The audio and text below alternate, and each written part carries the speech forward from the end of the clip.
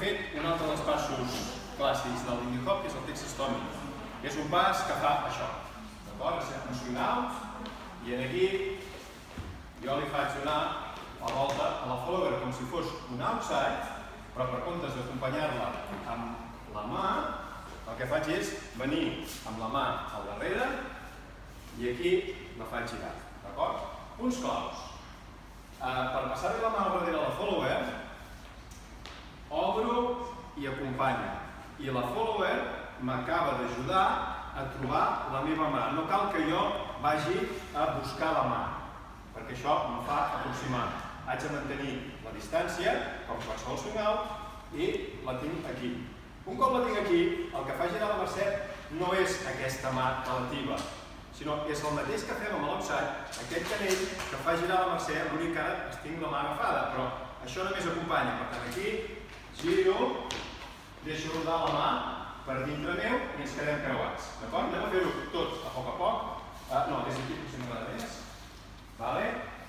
1, 2, 3 i 4, 5, 6, 7 i 8. Vale? Aquí, quan faig passar la Mercè, si vull seguir amb mà normal, puc canviar de mà. Aquí, quan ja la tinc girant, canvio i torno a començar. D'acord?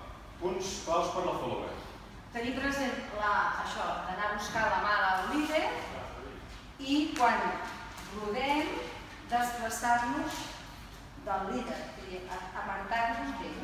El líder ha d'ajudar amb això, evidentment, quan jo la tinc aquí, jo li faig donar la volta i l'ajudo a marxar, però ell també ha de tenir aquesta tendència a marxar. I marxem.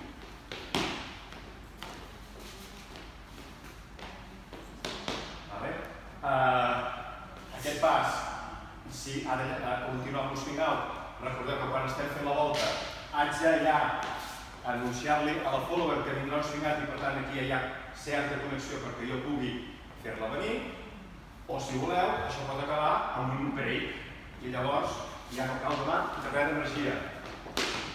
S'ha acabat aquí.